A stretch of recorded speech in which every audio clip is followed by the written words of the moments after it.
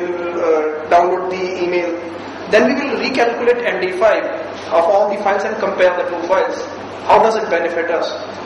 When we compare these two files, we get text diff. It is going to be a normal text diff. Nothing great about it. We'll do a text diff. Any file that has changed will have a new MD5. Any file that is newly created will again be highlighted during this text difference. Okay, so I'm going to connect my phone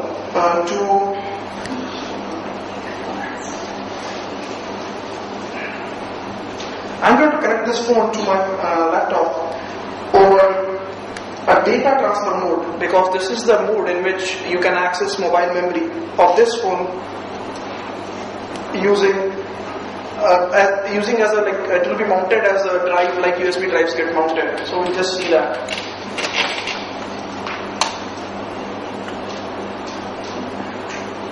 We'll just activate the data transfer mode. So the phone is in data transfer mode right now. You can see there, and it is offline at the moment. No need to open it. So this is MD5D. There is a set of utilities called deep hashes named with MD5D. They provide you with MD5, SHA1, SHA2, 512. I mean, this is a bunch of utilities which you can use for a purpose. This is an open source kit as well. So what I'm going to do is I'm going to calculate. I'm going to calculate and name it as first fingerprint. So the MD5 of a lot of files which is on the mobile phone is going to get calculated and stored in this file. Let's wait for some time. And if you have any questions, I can answer now.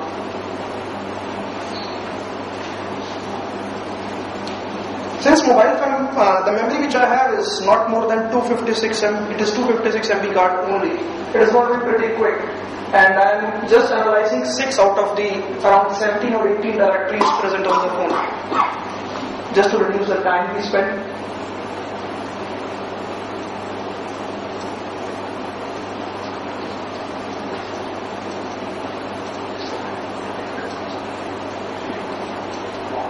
Okay, so the first run is complete. We are going to unmount the phone and take it online, download mail contents, and then try to read that. Okay, my phone is back online. So I go to installation, Gmail,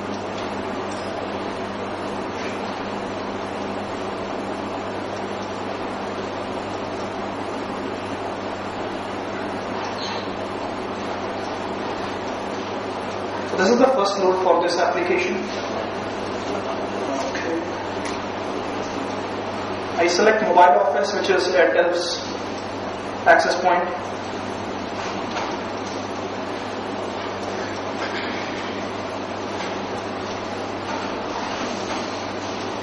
Gmail was already installed onto the phone. Now what we are just doing is configuring it and downloading emails for a particular user.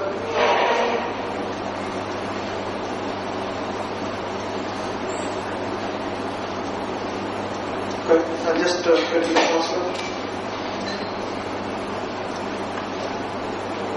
Alright, we're going to sign in now.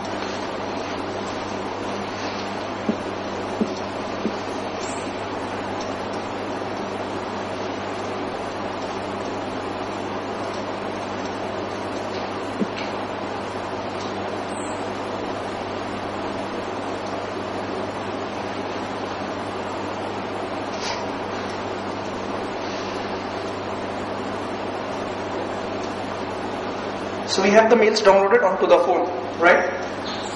Just going to close this client and remount the phone in the data transfer mode.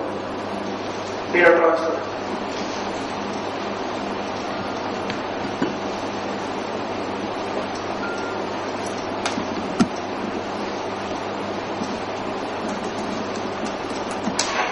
So the second list of MD5 hashes is being calculated.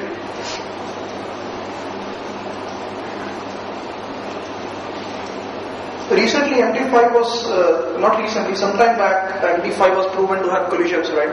So the file size right now is not very large for me to be afraid of any collision, but I could have used SHA1 or any other utility. For this example, MD5 would be quicker and like best suited. That's why it's been used.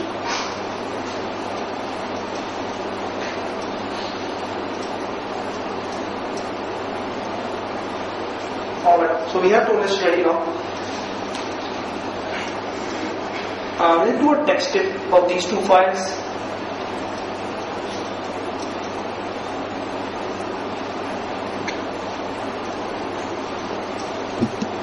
So we see a blue line here. So this is the second fingerprint. And we see a new file which was created here. We'll just cancel. We'll just try to access this file.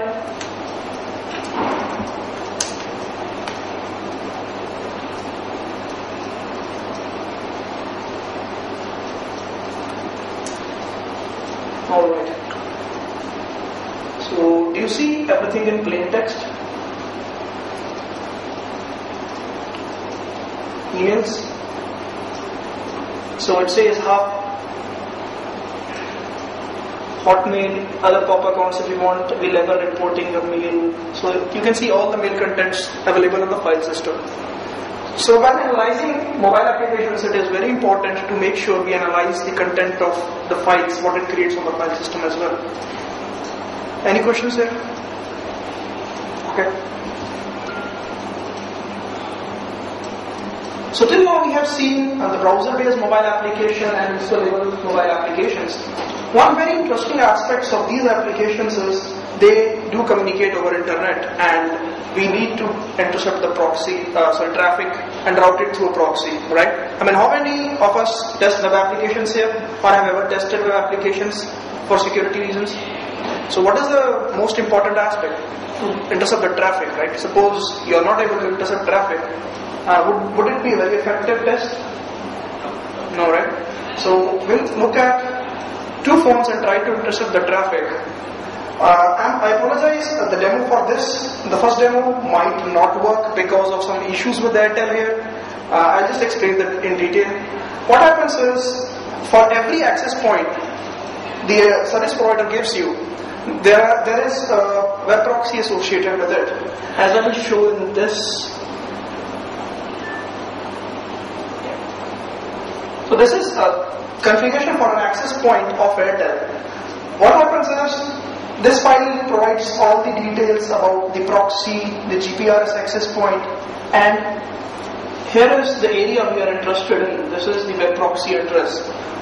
So for any access point, you can, if you have this WML, which is wireless markup language, this is used by the service providers to actually provide their configuration or distribute their configuration to various phones. Of course, not in this format, but we'll see soon in which format it goes. These are the area we are interested in. So what we will do is, the proxy IP will be changed, the port number will be changed, and this has to be compiled. So the first step normally is set up a web proxy and obtain its IP and port. The second step would be edit the configuration WML and change proxy IP and port to the custom web proxy created. Compile the WML to a provisioning file which is in binary XML format. So the phones do not understand the XML, they understand the provisioning file in WB XML format. I mean, any questions here? The next step is transfer the settings to S40 series phone.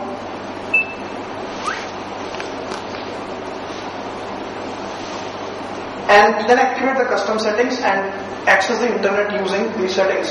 What I'm going to do is, I'm going to take you to all the steps and try to analyze what really works out and what are we doing, so that you have a gist of what really goes behind the scenes. Okay, so we have This is a utility of a open source library called XML2 WBXML from open source. From source code you can download it. What it does is it translates this XML file into a binary representation. So we'll compile it. wb-o.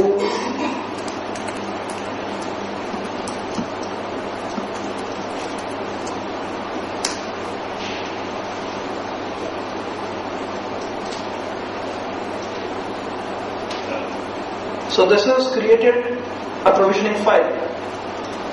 We see the provisioning file here. So what it does, we need to do is transfer this file via Bluetooth.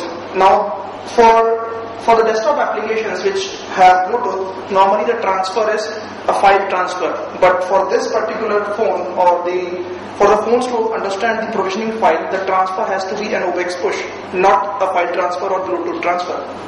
So what I will do is, I have my two phones.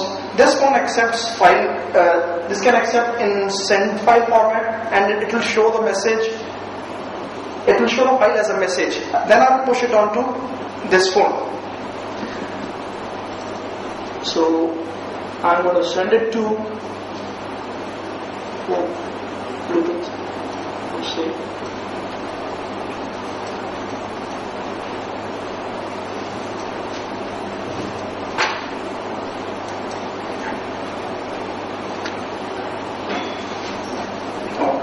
So we have the file here, the provisioning file.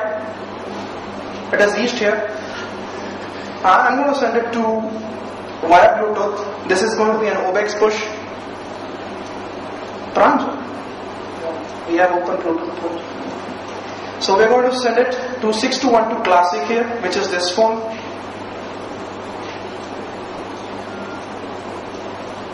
I'm going to accept the data.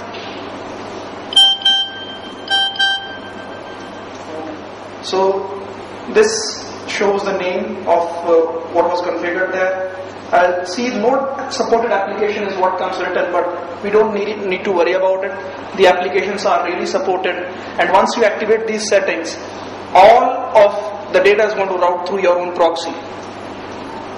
We want to save it. It says save setting not supported by phone, but they really work. We'll go to settings, configuration, and we see we will just select default configuration settings for this phone. I mean, you can see I have so many here. I do work on mobile applications, so all these different settings were imported and they were working at some point of time. So I'm going to do details. I'm going to make it the default settings for this phone, and then I'm going to activate default in all applications. Until this point, everything is working fine. But beyond this point, this demo is not going to work because you have different type of service providers in different cities. I'll give you an example of Airtel and Vodafone. When you work with Airtel in Karnataka, you can actually change these proxy settings for your mobile phone. When you work with Vodafone SIM, you are not allowed to change the proxy settings because their architecture is created in such a way that they do not allow web proxies to be used outside a particular subnet, or which is their 10 dot somethings which they host inside their network. Airtel works in Bangalore. When I came down to Pune yesterday night, I was surprised. I thought, okay, I'll check it. Since it works with Airtel, right now I have 3 phones with me, so I'm just using 2 for the demo.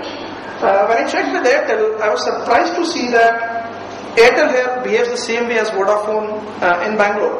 So all my demos and everything, they just took a backseat yesterday night. I started preparing for the demonstration today morning, and all the demos were being worked on again, and suddenly I saw my traffic getting jammed. Soon I realized that a few guys from ClubHack have their secret experiment running on. They are do you want me to disclose it? Okay. Is Rohit around? Okay, not here. Okay, I think Rohit will be the right person to talk about it, and you will be able to understand. I mean, it really caused a lot of issues today, and I could really get a few demos working after this. The next demo will certainly be a working demo, and you guys will be happy to see some traffic really going through a proxy. I apologize for this because of the fault of Airtel, and my phone really doesn't, this phone doesn't support wireless LAN. this one supports, so we will